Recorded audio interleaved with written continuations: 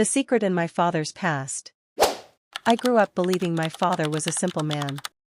Hardworking, quiet, the type who came home after his shift, ate dinner in silence, and spent the rest of the night reading the newspaper or tinkering in the garage. He wasn't the kind of dad who gave long speeches about life or played catch in the yard. But he was steady. Reliable. The kind of man you think you know inside and out. At least, that's what I thought, until I discovered a secret that shattered everything. What would you do if you found out your father lived a completely different life before you were born? It started when my mom asked me to help clean out the attic. Boxes of old clothes, holiday decorations, broken toys, the usual junk. But in one corner, beneath a stack of dusty blankets, I found a locked metal box. The kind that looked like it belonged in a bank vault, not a family attic. I carried it downstairs. "Hey, Mom, what's this?" Her face drained of color. "Put that back." "Why?" "What's in it?" "Just old papers. Nothing important." She snatched the box from me and shoved it into a closet. That reaction told me everything I needed to know. Whatever was inside, it was important. For days, I couldn't stop thinking about it. My father noticed me staring at him across the dinner table. "You've been quiet," he said. "Just tired," I muttered. But inside, my mind was racing. What was he hiding? Then, one afternoon when my parents went shopping, I searched the closet. The box was still there. Locked. But with enough persistence, and a hairpin I bent out of shape, I managed to pry it open. Inside were documents. Old passports, IDs, newspaper clippings, and a photo. It was my father, young, maybe in his 20s, standing next to a man I'd never seen before. They were smiling, holding rifles. Behind them was a flag. Not an American flag. My father wasn't just living a normal life before me. He'd been part of something much bigger, and much darker. I dug deeper. There were articles about a political group overseas. Headlines about violence, protests, even assassinations. And then, one clipping stopped me cold. "Local leader shot dead, suspects at large." Beneath the headline was a grainy photo. And there he was, my father. Not named directly, but unmistakable in the background. My hand shook. Could my dad have been involved in murder? When my parents came home, I confronted him. "What is this?" I demanded, shoving the photo in his face. His eyes went wide, then dark. He didn't speak for a long time.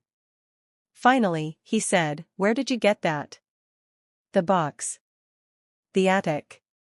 "Why didn't you ever tell me?" "Because it's not your business," he snapped. "It is my business. You're my father." "Who are you?" The man I thought I knew wasn't real. And the stranger in front of me refused to tell me the truth. For days, the house was tense. My mom avoided me. My dad pretended nothing happened. But I couldn't let it go. I needed answers. So I went to my grandmother, his mother. She was old, frail, but sharp as ever. When I asked about Dad's past, she sighed heavily. "I hoped you'd never find out." "Find out what?" "That your father wasn't always a good man." She told me the story. In his youth, my father had been part of a radical political group overseas. They believed violence was the only way to fight corruption. He was young, angry, easily influenced. He wasn't the leader, but he followed orders. And yes, someone had died. My father had blood on his hands. And all my life, he'd been pretending it never happened. I didn't know how to process it. The man who taught me to ride a bike, who worked double shifts to pay the bills, who never raised his voice at me, was also a man who once believed killing was justified. That night, I confronted him again. "Grandma told me everything," I said. He went silent, staring at the floor. Finally, he whispered, "I was young. I thought I was fighting for justice. I was wrong." I've spent my whole life trying to make up for it.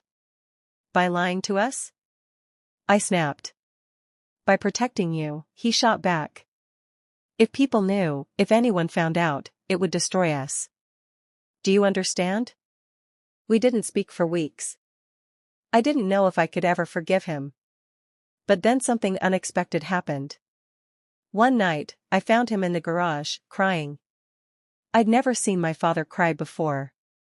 I wanted to be better, he said, his voice breaking. For you. For your mother. That's why I never told you. Because I'm ashamed. Sometimes the worst secrets aren't the ones kept from you, they're the ones that eat the person alive, every single day. I wish I could say everything is fine now. That I forgave him, that we moved on.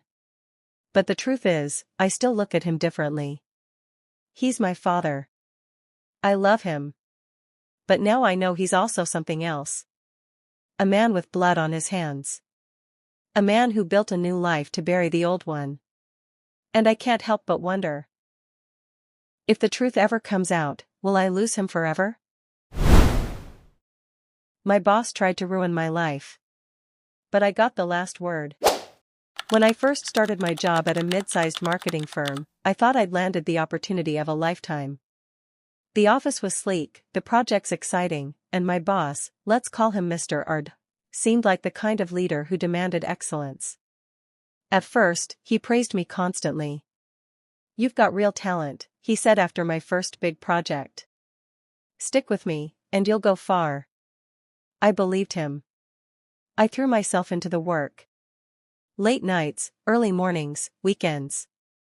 I thought if I proved myself, I'd climb the ladder quickly. But what I didn't realize was that Mr. R wasn't building me up, he was setting me up. What do you do when your boss secretly wants to see you fail? It started small. He'd forget to forward me important emails, then scold me for missing deadlines. He'd assign me tasks outside my role, then criticize me for not focusing on my main responsibilities.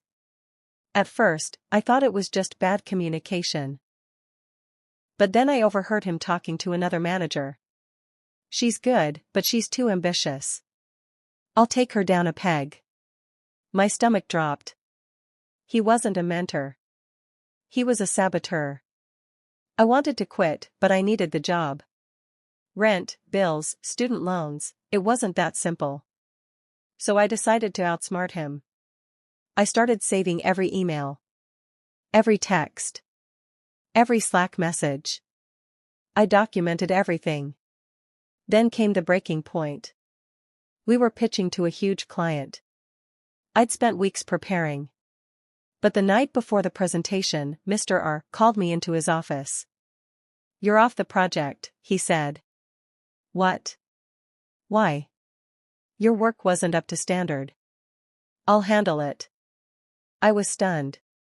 That project had been my life for weeks. Now he was stealing it. My boss wasn't just trying to ruin my career. He was trying to erase me. The next day, I watched from the sidelines as he presented my work, word for word, slide for slide, as his own. The client loved it. He got all the credit. I wanted to scream. To expose him right there in the meeting. But I kept my cool. Because I had a plan. I gathered more evidence. Recorded conversations. Screenshots. Proof that he'd been stealing my work and sabotaging me. Then, when the timing was right, I sent it all, to HR, to upper management, even to the client.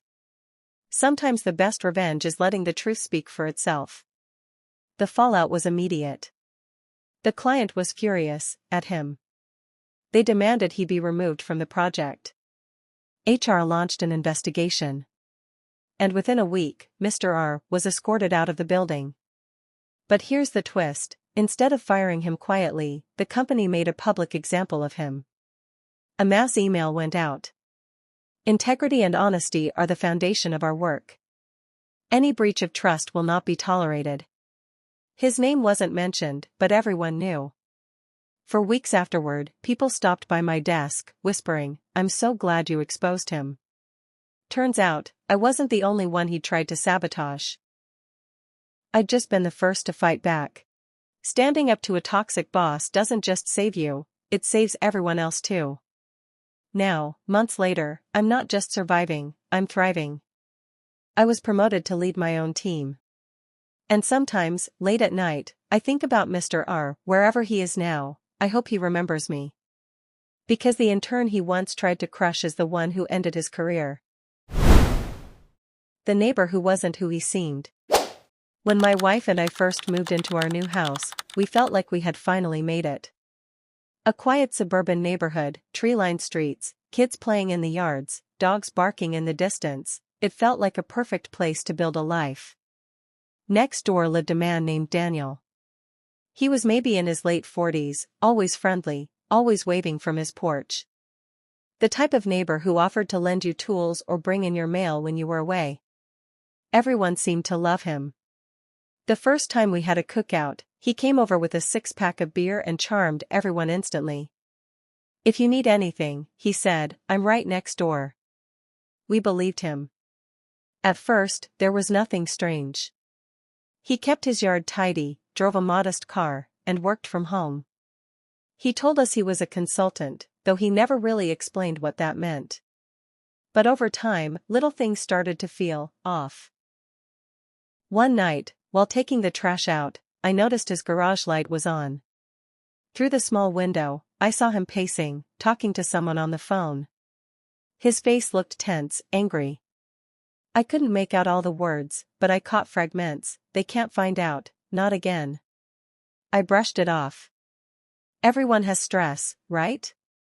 Then came the night my wife woke me up at 2 a.m. "Do you hear that?" she whispered. From the other side of the wall came muffled noises. Voices. Maybe even shouting. But when I went outside to check, the house was dark and silent. The next morning, Daniel waved at me cheerfully, as if nothing had happened. I started paying closer attention. He received packages almost daily, large boxes delivered to his door. He never left them outside long. Within minutes, they were gone. Curiosity got the better of me. One day, when I saw a delivery truck leaving, I casually strolled past his porch. The box was still there. The label said it was from a medical supply company. That struck me as odd. He wasn't a doctor. And he didn't mention any medical issues. When I told my wife, she laughed. "You're overthinking it. Maybe he volunteers somewhere."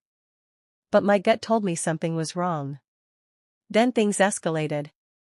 One Saturday morning, we were working in the yard when police cars suddenly rolled into the neighborhood. Lights flashing, sirens blaring. They sped right past us, straight to Daniel's house. Officers jumped out, pounding on his door. "Open up! Police!" My wife and I froze. Neighbors came outside, whispering, watching. But here's the strange part: after a few minutes, the police left. No arrest, no explanation. Daniel didn't even step outside. The entire neighborhood buzzed with rumors. Drugs? Illegal business? Domestic violence? But Daniel? The next day, he mowed his lawn as if nothing had happened. I couldn't let it go. I needed to know. One evening, when he came over to return a borrowed ladder, I casually asked, "Hey, everything okay the other day?" Seemed like the cops were here. His face didn't change. He just smiled. Misunderstanding. Wrong address. I wanted to believe him. But deep down, I knew he was lying. Over the next few weeks, I noticed he became more secretive.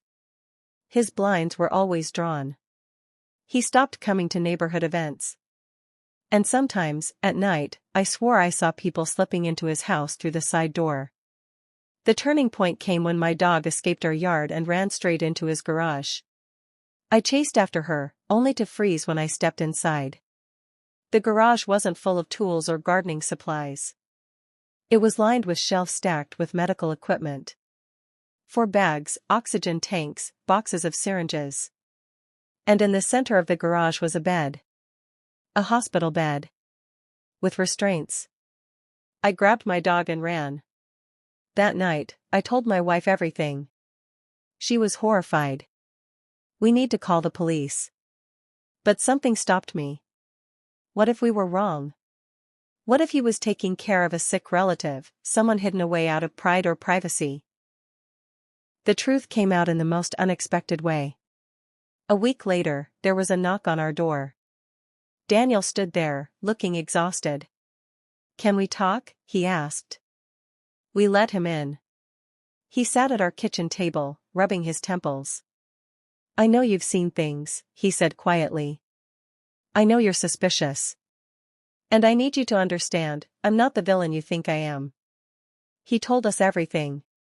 Years ago, his brother had been part of a criminal organization. Not drugs, not gangs, something darker.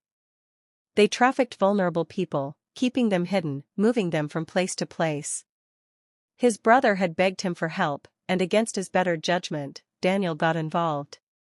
But he claimed he wasn't helping the criminals, he was trying to save the victims. He'd smuggled some of them out, given them shelter, medical care, until they could disappear safely. "That's what's in my garage," he said. "Not weapons. Not drugs. People. People I'm trying to keep alive." My wife's face went pale. "You're hiding people?" He nodded. "If the wrong person finds out, their lives are over. That's why the police came. Someone tipped them off. But I've got friends who helped me. They left before the raid." I didn't know what to say. Was he telling the truth, or spinning a story to cover something far worse? Over the next few days, I wrestled with it. Sometimes I saw shadows moving in his house, glimpses of frightened faces in the window. I wanted to call the police. But what if he really was saving them? What if exposing him meant condemning those people back to the hands of monsters? The final straw came one night when there was frantic knocking on our door. Daniel stood there, drenched in sweat. "I need help," he begged.